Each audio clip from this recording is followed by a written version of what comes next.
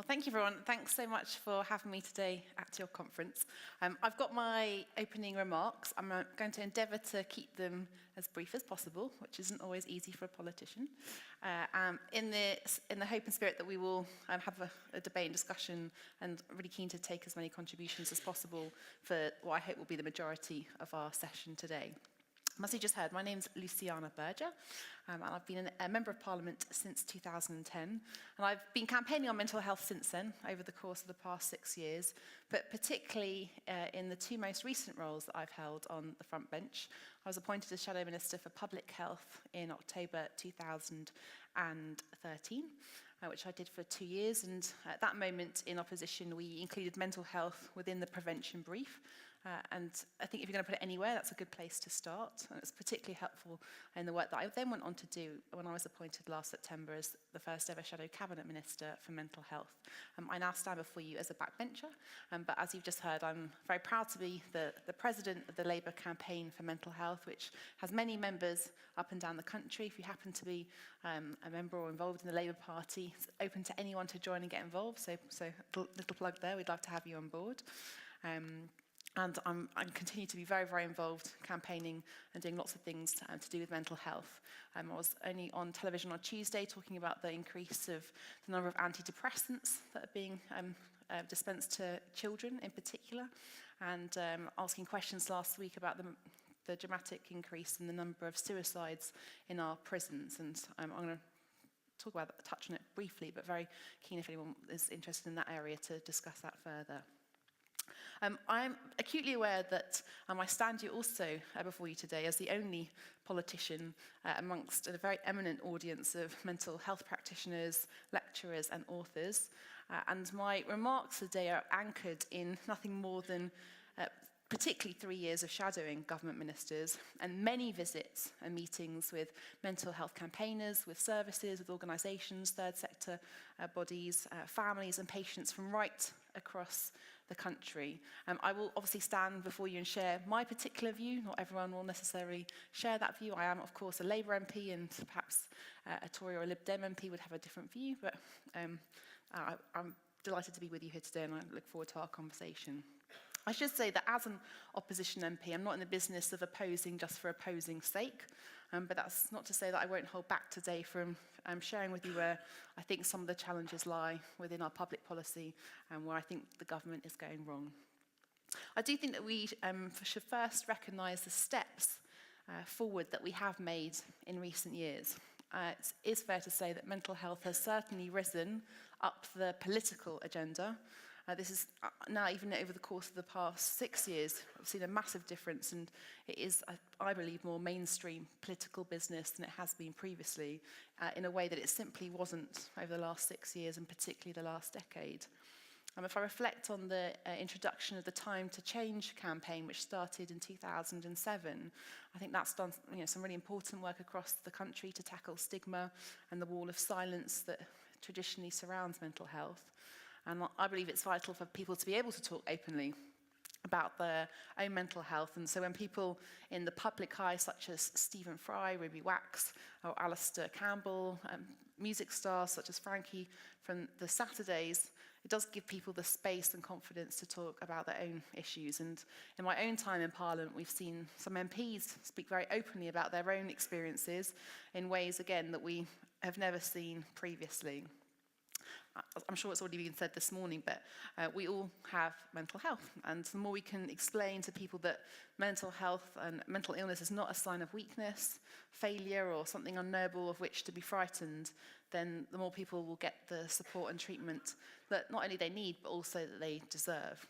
And I think perhaps one of the greatest step forwards in recent years was against the backdrop, politically I voted against the Health and Social Care Act, but we did see in that piece of legislation in 2012 the introduction of the term and of the principle of parity of esteem between physical health and mental health. And it came after intense pressure from many colleagues, but particularly my Labour colleagues in the House of Lords. And we now have that enshrined into law. And it is a vital recognition that a person with mental illness should be treated in exactly the same way, with the same degree of urgency and expertise as a person with physical illness or injury. Now, I know from all the experiences of patients and health professionals that in reality, real parity of esteem, real equality still doesn't quite yet exist. I and many others have pressed ministers on this issue time and time again since 2012. And we wait to have an exact time at which point real parity and real equality might be achieved. But the fact that we've got it in law means at least we can hold the government to account over it. And yet we know that across the country, mental illness is common, it's widespread, it's part of everyday life. It impacts on millions of families in every village, town and city. And I think that's why the theme of this conference, mental health across the life course, echoes such an important idea that at every stage of life, from the perinatal period, from childhood issues such as bullying, to issues such as loneliness at the end of life, that we need to attend to our mental health needs. Again, I'm sure many people in the audience will know these headline statistics, but I think it's worth reflecting on them today. We know that mental health in the UK is responsible for the largest burden of disease. It's 28% compared to 16% for each of cancer and heart disease. We know that 1 in 4 people in the UK will experience a mental health problem in any given year. We know around 50% of women with mental health challenges will not be identified or treated during the perinatal period. And we know that 1 in 10 children and young people in our country will have a clinically diagnosable mental health problem, and yet 7 out of 10 still do not get the help that they need in time. We know it's a dominant issue in our prisons, something I'm particularly interested and passionate about, where more than 70% of our prison population has 2 or more mental health disorders, and yet the suicide rate in our prisons is almost 15 times higher than in the general population. Reflecting on the most recent figures, we've had 100 suicides in our prisons in the past year. That's more than 1 every 4 days. It's the highest figure for 25 years, and I think that's particularly shameful and something that in particular I'm campaigning about. And we know it affects our armed services, veterans returning from conflict zones. The annual number of, and I don't like this term, but it's a technical term, the number of mental disorder payouts under the compensation scheme has increased by 379% since 2010 to 580 in the last financial year. It's the highest total in the 11 years that the scheme has been running. And we know it affects many young people and children. In fact, when we had a debate on mental health in Parliament just before Christmas, it was really interesting to hear from government what they believed was the key reasons why we are seeing an increase in presentation. They put it down to the increase in use of social media. They put it down to the fact that more of us are living by ourselves. And interestingly, one Tory MP said it was because of the absence of God within our communities. We can discuss that later, should you so wish. I don't just doubt that social media, and listen to many young people and people that work in young people's mental health, that social media presents many opportunities, but also many challenges for our young people. But I don't believe in and of itself it's the reason why we're seeing an increase in young people's presentation. Many young people went back to school last week, and bullying in particular is an issue we still see in our schools. There was a report that came out on Monday from the Women and Equalities Select Committee, which talked about, in particular, the abuse that girls are experiencing in our schools. Over 70% experiencing and hearing terms calling them derogatory things like slut in our schools, and over 20% of young girls being groped in our schools. There's many different issues that we can discuss further, but bullying in particular is something that we need to do more about in our schools, and I welcome the Stand Up to Bullying campaign, which I know is being implemented across the country. And we should also never forget that suicide remains the biggest killer of British young men. And there's different figures, whether it's men under the age of 50 or men under the age of 35. But we know that young men are less likely to seek help for depression and suicidal thoughts, and more likely to turn to alcohol and drugs to cope with their mental illness. And in turn, of course, this makes things and can make things worse. So So given the prevalence of mental health conditions, the huge impact across the ages, sexes and classes, and the vast cost to our economy, and I don't like to put it in financial terms. I'm motivated first and foremost by the social and moral reasons why we should do everything possible to help people, but there is a significant economic cost, and the London School of Economics put it at a staggering £105.2 billion a year, and the government has accepted that figure. It's more than twice our annual defence budget. And you would anticipate, with it being such a cost to our economy on an annual basis, that this should and would be a national priority. And yet, despite the progress we've made, we still have some way further to go, because this is where I make my political points. I do think that nationally we've got a mental health service in crisis. Again, I reflect on what I hear from many people working on the front line and the visits that I've made across the country. I know that the system in some places really is at breaking point, with greater demand for services not being met by greater supply. We've seen wards close, we've seen over 1,500 beds taken away since 2010. We've seen many cuts to prevention, early intervention and community-based services. We're seeing extreme pressure on our CAM services, and many, many crisis services across the country unable to cope. I was stopped by a colleague only, in fact this week, a couple of days ago. He'd had a constituent turn up at his front door saying that they were going to take their own life. He called his local crisis service, who said they couldn't do anything. And that was an MP trying their very best to help someone over the weekend in a crisis. And I know that the simple truth is that there's too many mental health professionals and volunteers that are working extremely hard, but no matter how creative and ingenious they are with the resources that they have, and no matter how patient the families of people with mental health issues are, I know that the system is extremely close to breaking point. And some of it comes down to money. And we don't like to, the government doesn't like to talk about money, but we've seen a £600 million shortfall in mental health in the NHS cut since 2010. That's a kind figure. It's an 8% cut to the service since 2010. We know that we are anticipating more cuts to come, despite separate announcements that have been made for additional funds into CAMS and into eating disorders, and in order to meet the waiting time targets that have been set. We had a debate in Parliament yesterday about the introduction of STPs, Sustainability and Transformation Plans, 44 of them, which are about to come into effect or be put forward by NHS England in October. Many places across the country, including in my own area in Merseyside and Cheshire, have not seen these sustainability and transformation plans, and there's particular concerns about how mental health may be impacted and within these plans, which we know ultimately are going to result in cuts to our local services. And we know that almost 50% of NHS mental health trusts across the country are reporting being in deficit, often having to spend more than they've been allocated by their clinical commissioning groups. And for the last 2 years, I've done a national FOI of every clinical commissioning group in the country to ascertain what proportion of their budgets they are actually spending on mental health. The gap is quite staggering. It's anything from 5% of their budgets to 19%, and quite often those spending as little as 5% of their budgets on mental health are those areas with the highest levels of need.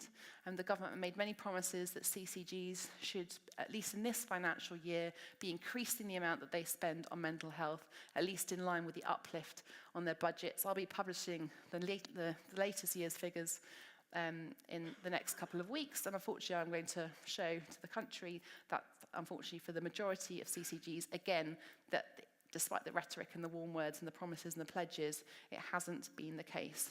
So obviously funding is absolutely crucial.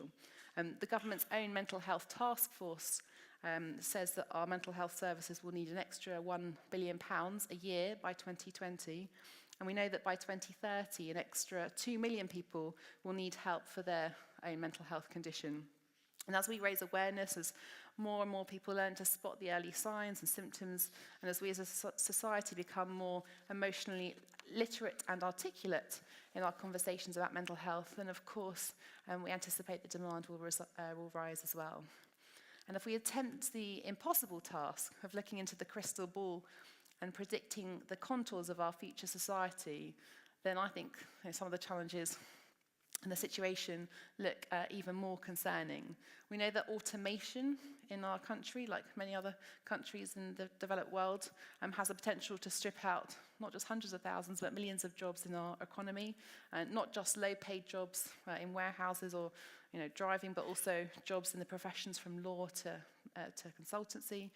And we know that millions of people may find themselves victims of the technological revolution, having to reevaluate their place in the workplace and in society, and that in turn can lead to increased anxiety and depression. Our own population is growing in size. We're going to be 70 million by 2027, which is going to place an even greater demand on all our public services, not just those that relate to mental health. And we're getting older. And by 2039, 1 in 12 of our larger population will be over the age of 80. And that in turn will have the concomitant rise in dementia, loneliness, and other mental health issues associated with old age. We're going to have a new generation that will be taking their place as adults in a fractious, febrile, and frenetic world where all the old certainties are essentially swept aside. And as a constituency MP, I see that particularly in the last couple of months in the wake of the recent vote for Brexit. Whether you supported it or not, it's fair to say that many people have raised their concerns about what the future might look like. And so when we consider the contours of our future society, it seems obvious to me that we need a revolution in our attitudes towards mental health and in the way that we treat mental illness. And so I want to finish off by just offering 5 things that I think need to change, and which are key points that I and many MPs, and in answer to the question at the start about, there are many of us across the House that are passionate about this issue. That I sit on a number of advisory bodies, and there are MPs on the government side that are raising these issues on a weekly basis as well. And I put these key points together as just some of the key issues that we're campaigning on that I think need to change in order to make that difference. I think first and foremost we need to properly integrate, I stress the word properly, integrate our systems of treatment and care across the NHS and social care to have that proper integrated health and care system working hand in hand with our local authorities and charities, so that there are clear points of access, smooth pathways to treatment, and seamless ongoing care for everyone who needs it from cradle to grave. We're seeing it start to happen, but I know from speaking to many people in mental health, much of the collaboration works in spite of the system, not because of it. There's enormous amounts of goodwill, but that's often tested. And we really do need a comprehensive change to our system, so we look at how we treat people as a whole, rather than looking at treating individual symptoms at a time. You might have heard the report that's come out today about the state of social care in our country. You can't divorce social care from how we look after people. The two should go hand in hand, and that's particularly relevant and pertinent to mental health as well. Secondly, we do need a real investment in our mental health services over the next 20 years, with a specific emphasis on recruitment and retention of staff. I know there's many vacancies across the country. Many organisations are finding it incredibly difficult to recruit, and real pressures on training as well. We have to have enough trained doctors and nurses and counsellors and others in place to meet this rising demand. Thirdly, we need renewed funding into research and development into mental health to continue on that pathway to identify causes and develop treatments and cures. We know that mental health is already the poor relation in terms of medical research investment across the country. There's a new organisation, or relatively new organisation, called MQ, that's done a lot of work looking at this disparity. And they've identified that just 5.8% of total UK medical research at the moment goes into mental health. And again, in the wake of Brexit, it's going to be even more important that our voices are heard and that imbalance is addressed, and that the government ensures that any shortfalls that might have come from us leaving the EU are made up, and that funding will be replaced. Fourthly, I could talk at great length about this, and this is probably my key pet kind of focus in terms of everything to do with mental health. I've touched on it already, but it's how we keep people well. It applies to physical health as much as it applies to mental health. But at the moment, even more than ever, I think we just focus on what we do when someone is in a crisis. And I said before about being motivated by the moral and social reasons. We should be doing everything possible to keep people on their jobs, keep people in their homes, being able to pay a mortgage, being able to keep a tenancy, maintain relationships with family and friends, keep in school, college, education. But if you're not swayed by those reasons, the financial consequences of having to support people later on when they're in a crisis and into later life can be even more monumental. And I think that starts with our young people, and it starts in our schools. There's so much more we could and should be doing in our schools. I've had the privilege of going to many schools across our country that are really passionate about the mental health of their students, but because of funding cuts that they experience, because of there hasn't been an increase in school budgets to meet the increase in pension contributions, we're seeing many schools cut back on their counsellors' provision, many schools cut back on their pastoral care workers, 5 days down to 3 days down to 1. They don't have anything at all, even though they remain committed to supporting those students. There's many teachers that want more support in terms of teacher training, and a campaign that we will continue to fly the flag for, but I do believe could make a massive difference across our country, is to have proper compulsory PSHE in every primary and secondary school in our country. And that includes work on mental health. We really do need to equip the next generation with the facts, information and lexicon to discuss mental health and to get that support earlier on, because we know that the overwhelming majority of adults with a diagnosable mental health condition will have first developed it as a young person. And that links to my fifth point about it cannot be left to our NHS, our health services, to fix our nation's mental health. We need a new national effort, not just in our schools, but right across all of our communities, in our workplaces, with our employers, to really safeguard employees' mental health in the workplace. It means renewed efforts in our armed services, in our prisons, in our universities, and in every community across the country to discuss mental health, to provide support, and to really help people earlier on. And that includes early diagnosis and support and prevention. So those are my kind of 5 key points. There are many others, but if I was going to whittle it down to 5, that's what they are. And just in conclusion, I think amidst the technological revolution with driverless taxis, we're going to have drones delivering our shopping and robots serving our coffee. I hope that we're going to witness an equally profound revolution in our mental health. Not just services, but how we treat mental health as a community.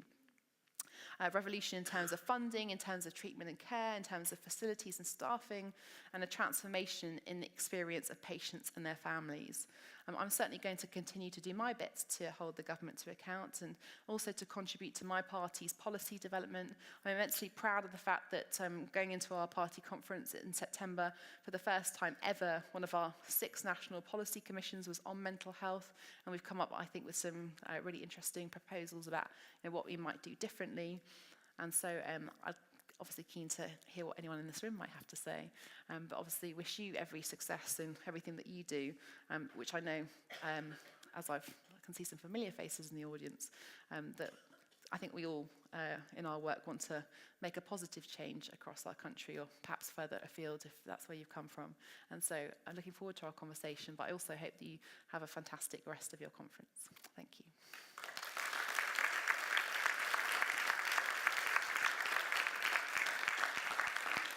Yeah. Is it going? Yes. Luciana, thank you very much for your very wise words. From an Australian perspective, it's very interesting to hear what politicians might be saying about mental health services and the mental health of the nation in an environment that's somewhat unfamiliar, but also familiar because obviously we have very similar sorts of systems in our 2 countries, and I think you've made some very pertinent points around moving mental health up the political agenda. And just last night, we made the comment that perhaps mental health nurses need to be more political with the small p. But engaging with people such as yourself is a great opportunity. So that's me with my little summary statements. But I'm opening the floor now to questions. Please wait for the microphone, and over to you. Before you take the question, can I just respond to that point about being more political? Can I ask anyone else, we've mostly got a domestic audience, is that right? But a few people from further afield. Of the people that are from the UK in this this room, can you put your hand up if you've contacted your MP at any point? About anything? About everything. About anything. Everything. Excellent, everything. Probably about 60% of hands going off in the room. Can you keep your hand up if you've contacted your MP about the work that you do in mental health? It's actually the largest number of hands I've ever seen when I've asked this question, but it's comparatively, obviously, much fewer. Just to make the point that there's nothing to stop every person in this room I should say that after this event, I'm going back to my constituency to do my weekly surgery. And I'd strongly encourage everyone in this room to go and see your MP about the work that you do and the pressures that you might be under, because it is only through hearing from your frontline experience that MPs can actually make that difference and take what you say and actually do something, and you can hold them to account for that.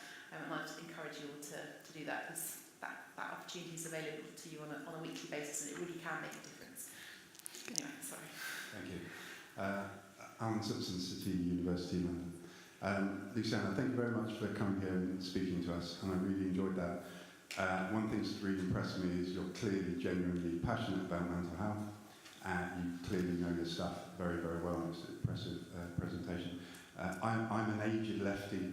I'm also an aged mental health worker, and one of the most exciting days of my life was when Jeremy Corbyn created the post of the Shadow Cabinet Minister for Mental Health, and I was very pleased when you were appointed, and I thought you carried it out very well.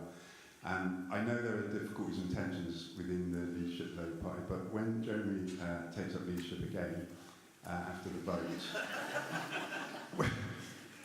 no, seriously though, given your vast passion and expertise in this area, I hope you will, and asking whether you will consider returning to the fold and to carry on fantastic work in the place where it needs to be, in the Shadow Cabinet, and really arguing for mental health services. Thank you.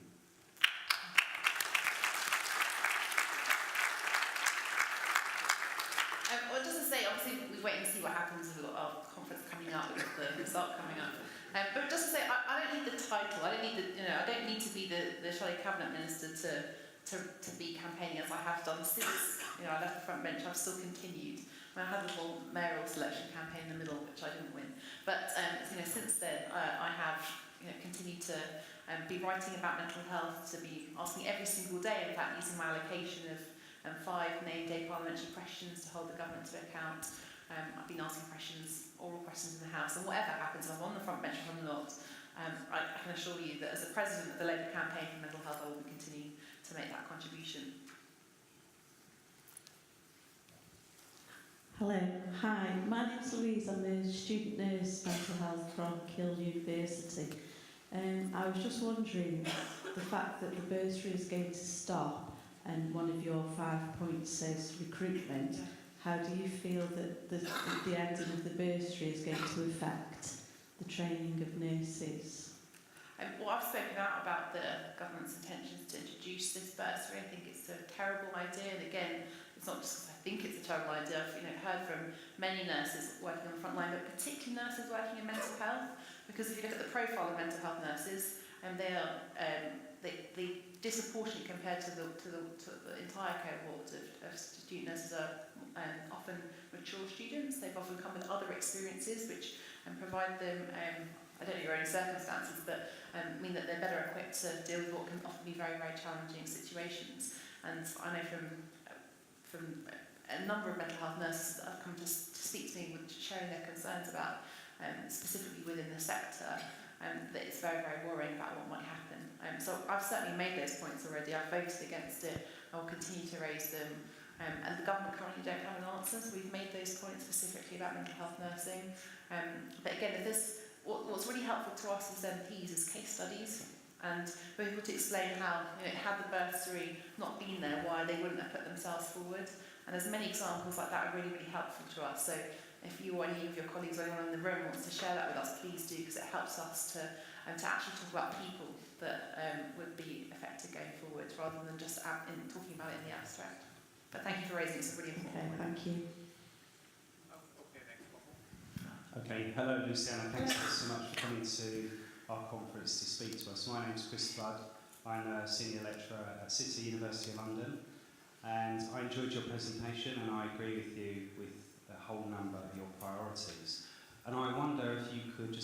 elaborate a little bit more on where you see the funding coming from in future years. So, like Alan, I'm glad to see Jeremy, the new leader of the Labour Party. I hope he wins in a couple of years for a Corbyn-led Labour administration, and I hope he reverses the cuts, because what we've seen in recent years has been a complete ideological attack on the services, social services, healthcare. Cameron wanted to shrink the welfare state to the same size as the US, and to a large extent has got away with it. So I was walking around Nottingham city centre last night. I was really shocked to see the number of homeless people, and if you're a mental health professional, you can see at a glance very quickly people that have clearly got mental health problems, drug problems, alcohol problems. I've not seen that level of homelessness in a long time. That's very, very worrying. So it's going to take quite a radical approach to sort that out, as radical as and as bold as Cameron was. So I suppose my question to you is, are you prepared to support quite a radical agenda under a Corbyn-led government to refund everything that's been cut, to reverse all the cuts, and how do you do it? Because I'd be quite happy personally to see the pharmaceutical industry nationalised. I'd be quite happy to see Starbucks taxed. I'd be quite happy to see all those corporations that aren't paying the beam. So I'd hang them up by the ankles and shake them upside down. But what we need is we need more MPs that are going to be like Jeremy, that are going to actually take that agenda forward and support him. So I'd like to hear how you're going to do it. Thanks. Okay. Well, as I said, first and foremost, I want to wait until what happens at our party conference. We've got another 10 days to go. But in terms of what happens going forward, it's perhaps less of a relevant question, or I'm conscious of some of the wider audience that might be here today. I can talk at great length about, in order for us to implement a radical agenda, we also have to be electable into government. And I know from the work I do in my own constituency that we have to put ourselves forward as an opposition that is not just an opposition but also a government in waiting. And there's a wide debate, I'm happy to have it afterwards, but I'm not subjecting anyone in the audience to it, about the realities of where we're at, because you can't actually make changes that our country desperately needs unless you're in government. And on behalf of the thousands of people in my constituency that deserve and I believe need a Labour government, at the moment we're not likely to get one at the next election, and that's ultimately what I am fighting and campaigning for. I've seen firsthand the horrific cuts that we've had in Liverpool, where we've had one of the highest cuts to our local authorities in the country. It's been a 58% cut since 2010, and we've seen, if you look across the whole life course, really essential services which keep people well, and it comes back to my point about prevention, absolutely devastated. And whether that's the cuts to, amazingly, we've been able to hang on to our children's centres, but there's much reduced provision within them. We're seeing our youth services absolutely decimated.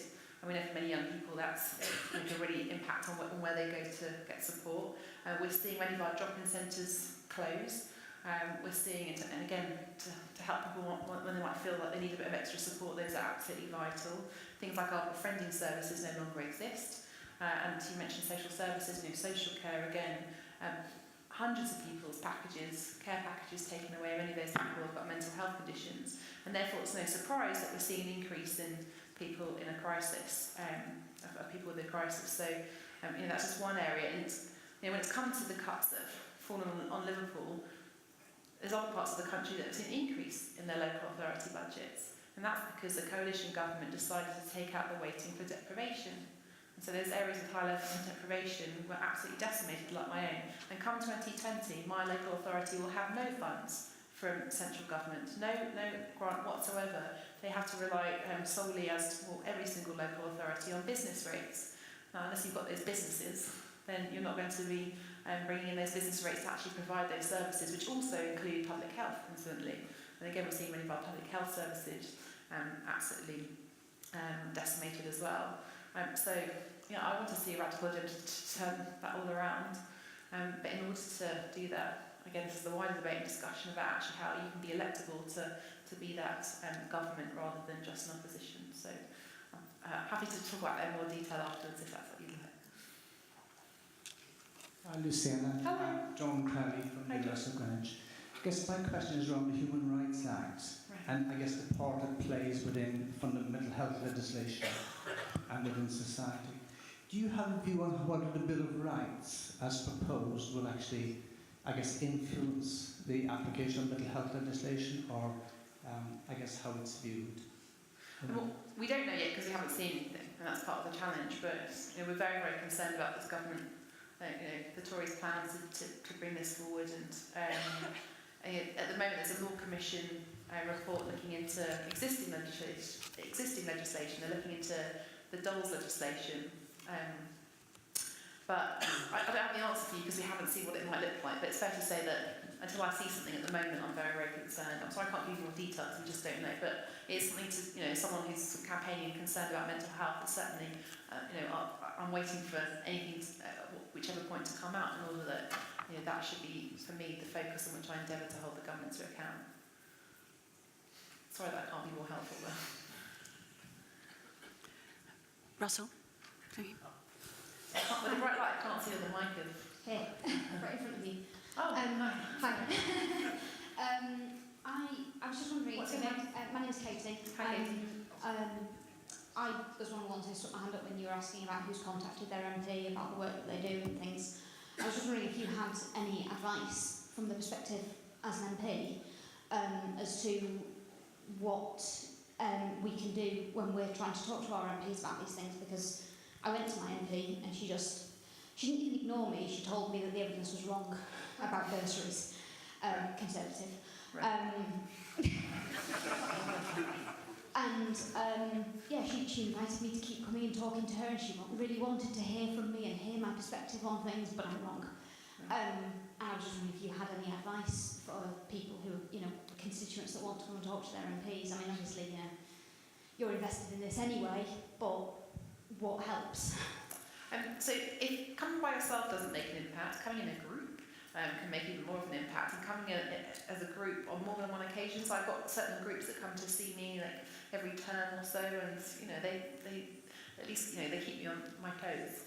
So I'd definitely bring some friends and colleagues, and that can certainly help, because actually bothering, as you've already done, to turn up in person, that makes an impact. But again, the more people that can do that, and then press releasing the fact that you've had the meeting and making a note of what she's, the MP may have said, and if you take issue with it, sending it to your local, newspaper, things like that can make a difference as well.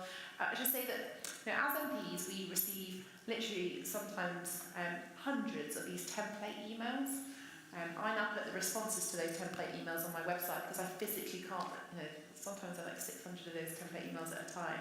And what, it's literally a 10-second button click, is quite challenging for us to process in terms of putting it all onto the system. So we now put the responses to those templates online.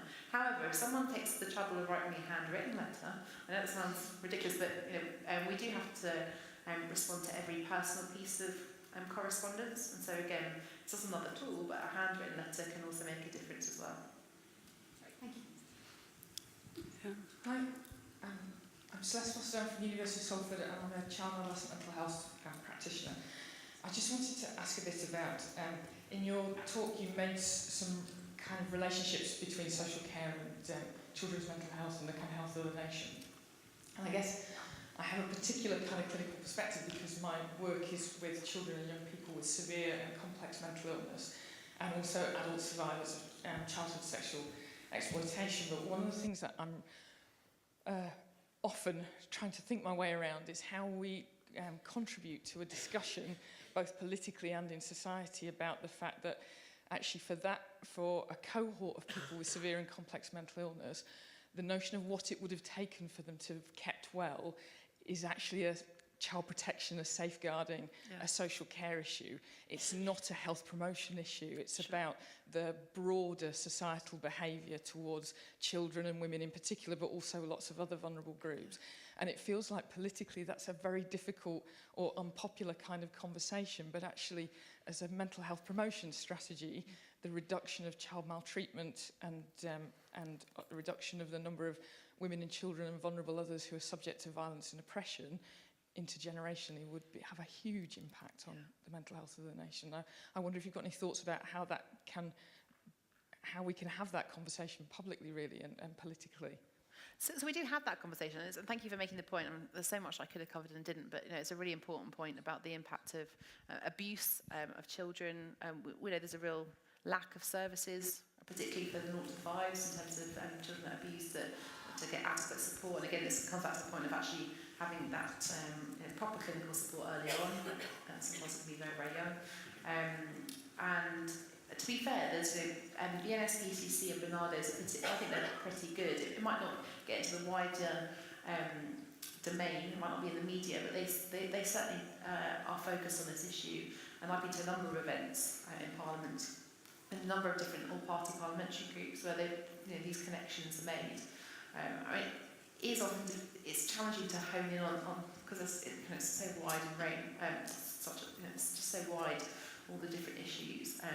Again, it's just trying to put on that pressure to make sure it stays at the top of the agenda. But I do think we're making some progress, and the fact that there's been an evaluation done of the transformation plans across the country, the transformation plans of CAMs across the country, and more of them now are specifically focusing on this issue for our young people. Obviously it affects adults as well, and that's something that's kind of at the moment I think fallen through the cracks. We've certainly got more to do, but I do think, to be fair, that it is an issue where we've certainly had events and discussions, and those two organisations in particular are doing, I think, a pretty good job of putting it on the agenda.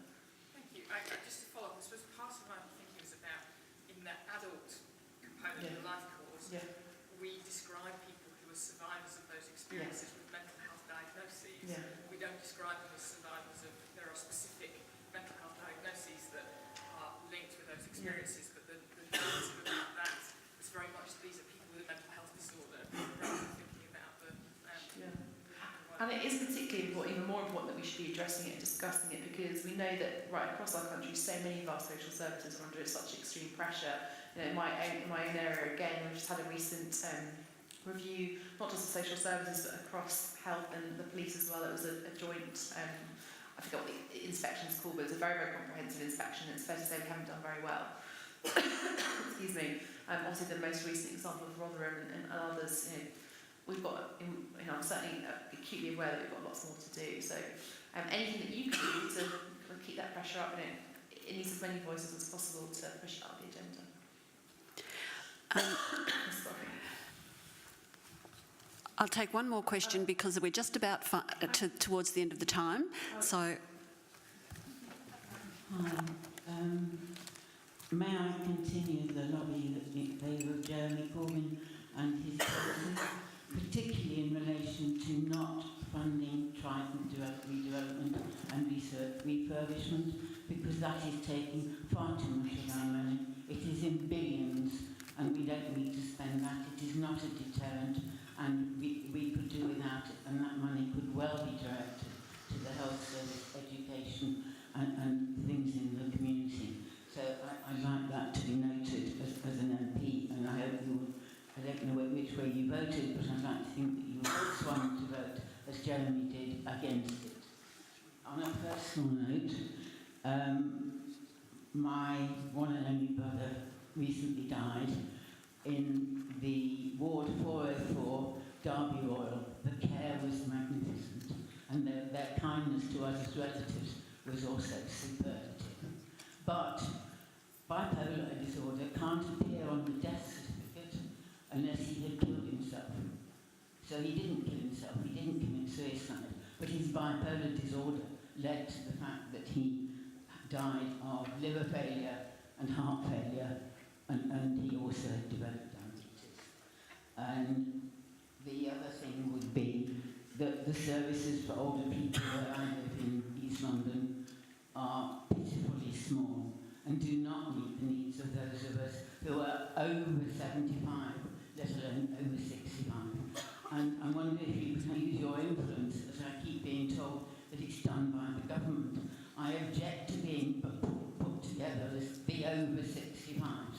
We now have people over 105 who are living in the community and may well be depressed because of life around them, but they are not going to be. Why am I lumped together as an over 65?